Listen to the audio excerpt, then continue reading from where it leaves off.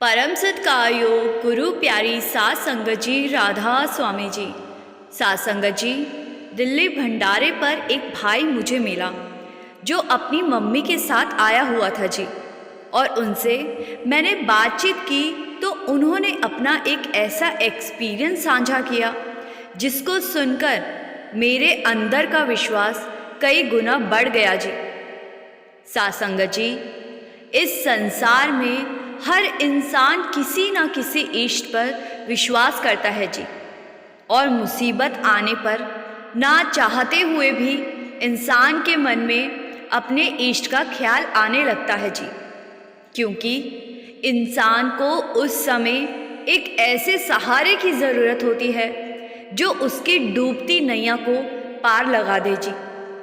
लेकिन कभी कभी जिन पर हम विश्वास करते हैं जी, और जब वो हमें बड़ी मुसीबत से नहीं निकालते तो हमारा विश्वास डोलने लगता है जी। और हम दूसरे दरवाजे पर जाकर माथे टेकने लगते हैं जी। और मुझे यकीन है कि इस वीडियो को सुन रही संगत में से बहुत से लोगों के साथ ऐसा हुआ होगा जी।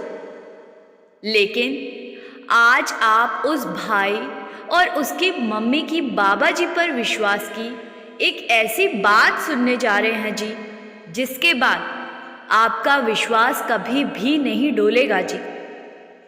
उस भाई की मम्मी ने अपने लड़के की तरफ इशारा करते हुए बताया कि कुछ समय पहले हमारा विश्वास बाबा जी पर से बिल्कुल ख़त्म हो गया था जी।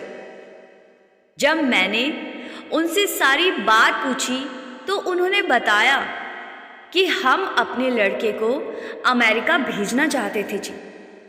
इसके कुछ दोस्त पहले से वहाँ जा चुके हैं जी, और वो वहाँ जाकर सेट भी हो चुके हैं। इसके दोस्त इसको भी वहाँ आने को कई बार कह चुके हैं जी। तो एक दिन जब मेरे पति ने मेरे बेटे के दोस्तों से फ़ोन पर अमेरिका में बात की तो उनकी बातें सुनकर मेरे पति को भी लगने लगा कि हमें भी अपने बेटे को अच्छे भविष्य के लिए विदेश भेज देना चाहिए।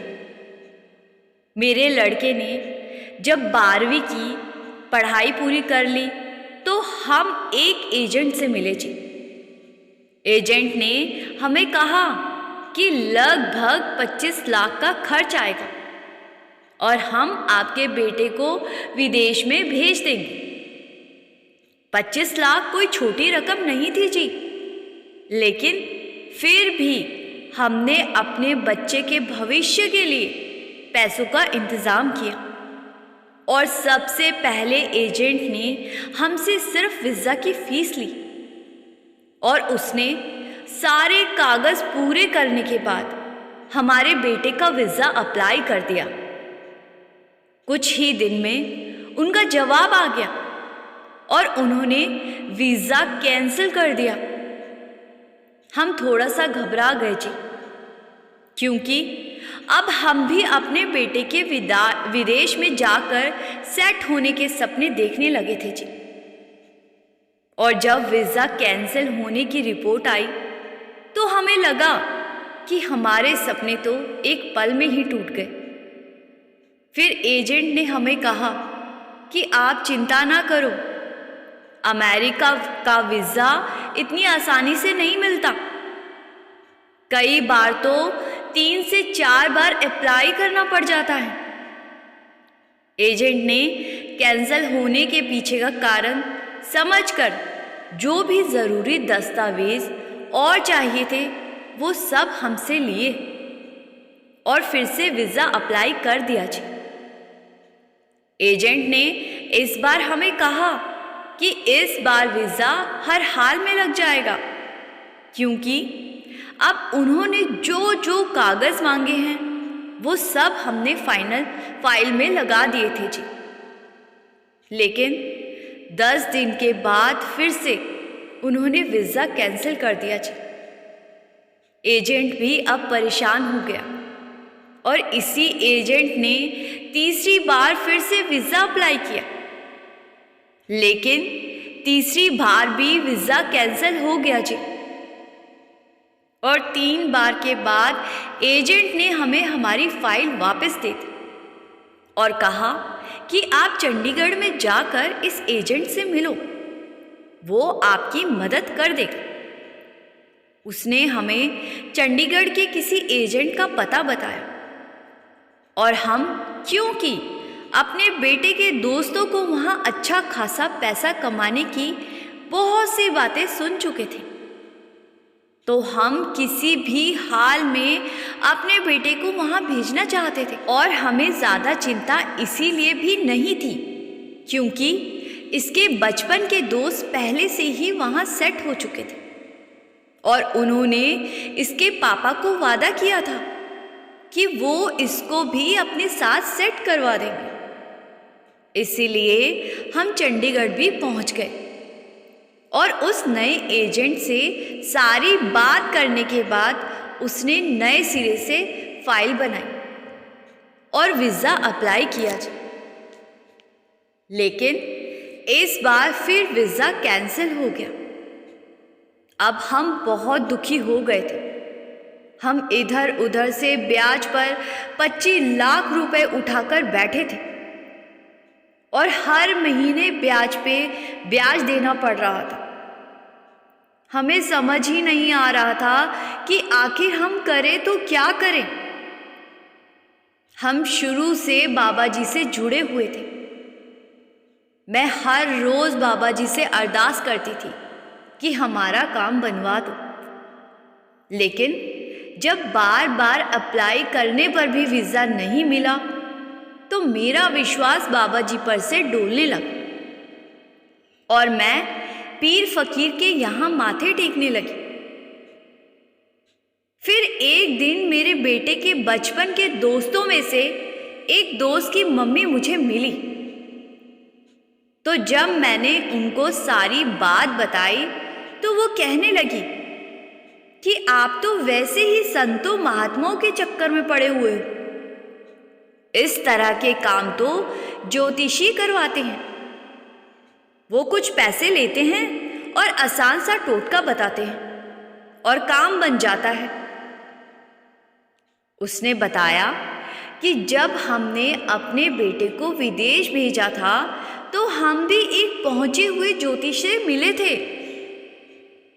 उनके अंदर एक अजीब सी पावर आती है और वो सिर्फ शनिवार वाले दिन ही टोटके बताते हैं। मैं उनका एड्रेस आपको दे देती हूँ। आपको वहाँ जाकर अपने बेटे का नाम और अपनी दुविधा बतानी है। वो आपको कोई टोटका करने को कहेंगे, आपको बस वही करना है और 7 से 10 दिन में आपके बेटे का वीज़ा खुद चलकर घर पर आ जाएगा।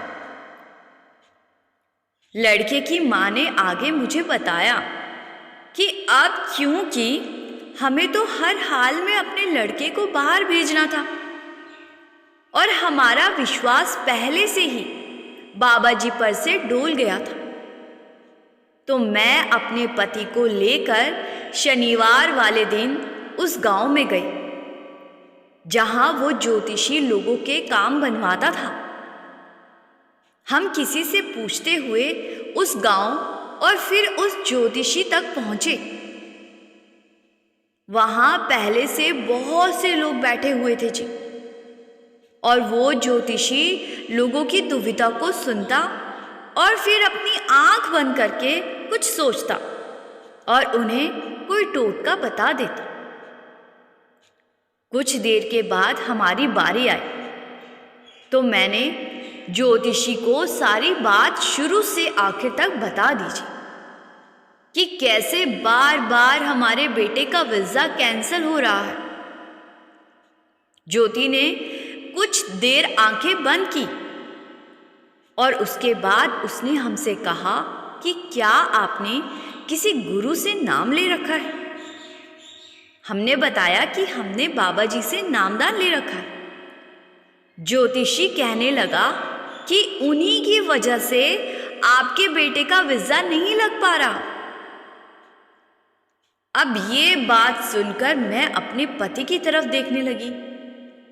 अभी हम हैरान होकर देख ही रहे थे कि ज्योतिषी ने बताया कि आपके बेटे के कुछ दोस्त भी पहले से वहां हैं और इसी वजह से आपके गुरु आपके बेटे को वहां नहीं जाने दे रहे, क्योंकि आपके बेटे के दोस्त वहां कुछ ऐसे कामों में पड़ गए हैं जिसका अंत या तो जेल है या मौत।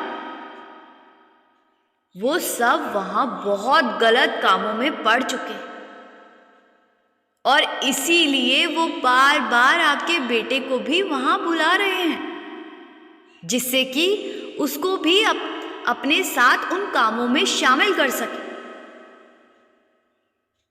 इस वजह से आपके गुरु इसका वीजा नहीं लगने दे रहे, क्योंकि अगर ये वहां चला गया तो ये भी उन्हीं कामों में पड़ जाएगा और फिर या तो वहां की जेलों में सारी उम्र काटनी पड़ेगी या फिर गोली खानी पड़ेगी।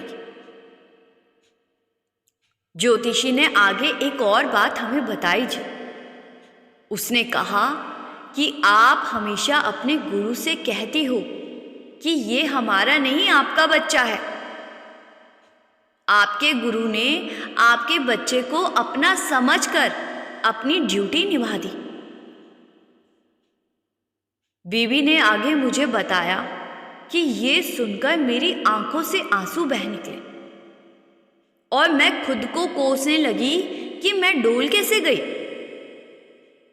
जिसका सतगुरु ने आज तक हमारी संभाल की है, उनकी करनी पर भी मुझे शक कैसे हो गया। मैं और मेरे पति चुपचाप वहां से उठकर वापस लौट आए और हम आपस में एक फैसला ले चुके थे कि अब हम अपने बेटे को बाहर नहीं भेजेंगे। मैंने बाबा जी से अपने दिल के अंदर बहुत शुक्रिया किया और उनसे मैंने बहुत माफ़ी भी मांगी। मेरे पति ने ब्याज पर लिए पैसे वापस लौटा दिए और अब मेरा बेटा आगे की पढ़ाई यहीं हमारे शहर के एक कॉलेज से कर रहा है। ये सब बातें बताते हुए बीबी की आंखें नम हुए जा रही थी। बीबी कह रही थी कि बाबा जी हमारे मन के अंदर उठ रही अरदास को भी सुन लेते और हर हाल में हमारी संभाल करते। साध संगत जी, ये बात तो एकदम सच है कि एक पूर्ण संत जिसको शरण दे देते हैं तो फिर उनकी जिम्मेदारी अपने ऊपर ले लेते हैं जी। मुसीबतें तो हर किसी के जीवन में आती हैं और मुसीबतें आने का ये सिलसिला किसी के भी जीवन में कभी ख़त्म नहीं हो सकता। जब तक हम शरीरों के दायरे में हैं, सुख दुख सब कुछ हमें भोगना पड़ेगा। लेकिन एक पूर्ण संत दुख की घड़ी आने पर हमारे अंदर इतनी ताकत बख्श देते हैं कि हम दुख को हंसते हंसते भोग जाते हैं जी। किसी ने बाबा जी से एक बार सवाल जवाब में सवाल पूछा था कि बाबा जी, सब कहते हैं जो सत्संगी होते हैं और अपने गुरु के बहाने में रहते हैं, उनके हिस्से में सबसे ज़्यादा दुख आते हैं और जो लोग बुरे काम करते हैं वो हमेशा खुश रहते हैं। तो बाबा जी ने उस लड़की को समझाया था कि बेटा, सुख और दुख मिलने का किसी के सत्संगी होने या ना होने से कुछ लेना देना नहीं होता। सुख और दुख तो कर्मों के कारण हमें भोगने पड़ते हैं। जो मालिक का भजन सिमरन करते हैं, मालिक उनका हिसाब जल्दी जल्दी करवाने लगता है, जिससे कि वो यहाँ से मुक्त हो सके। और हमें लगता है कि इसके हिस्से में ज़्यादा दुख आ रहे हैं। भोगना तो उसको ही पड़ेगा जो भजन सिमरन नहीं करता। और भजन सिमरन ना करने वाले जीव को तो ना जाने कितनी बार फिर से इस संसार में आना पड़ेगा और अपने कर्मों का हिसाब देना पड़ेगा। और ऐसे जीव का आने और जाने का सिलसिला कभी भी खत्म नहीं होता, क्योंकि बार बार जन्म लेने के बाद पिछले कर्मों का हिसाब तो होने लगता है, लेकिन जीव नए कर्म भी साथ साथ बनाने लगता है और इसीलिए उसको बार बार आना और जाना पड़ता है जी। इसीलिए समझाया जाता है कि इस जेल खाने से छूटने का एक ही जरिया है और वो है मालिक की भक्ति। साथ संगत जी, कल दिल्ली में हुए सत्संग में बाबा जी बड़े खुलकर समझाया था कि हमें मालिक की भक्ति करनी है, ना कि गुरु की। आज हम सब गुरु के आगे माथे टेकने लगते हैं। क्या ऐसा करने से हमारे कर्मों का हिसाब खत्म हो पाएगा? कभी भी नहीं जी। बाबा जी ने समझाया था, नाम की कमाई करने वाले बनो, तभी मालिक की खुशी हासिल कर पाओगे। आज सब गुरु को खुश करने में लगे हुए हैं। कोई गुरु के दर्शन करके हाथ ऊपर उठा रहा है तो कोई माथे टेक रहा है। परमार्थ को हमने तमाशा बना के रख दिया है। साथ संगत जी, अगर कल दिल्ली में हुआ बाबा जी का सत्संग आप सुनना चाहते हैं जी, तो हमारे चैनल पर बड़ी खुशी से सुन सकते हैं जी। लिंक हमने इस वीडियो के डिस्क्रिप्शन में दे दिया है जी। इसी के साथ मैं आपसे विदा लेती हूँ जी। वीडियो को लाइक करके शेयर करना मत भूलिए जी और कमेंट में राधा स्वामी ज़रूर लिखा कीजिए जी। गुरु प्यारी साथ संगत जी, राधा स्वामी जी।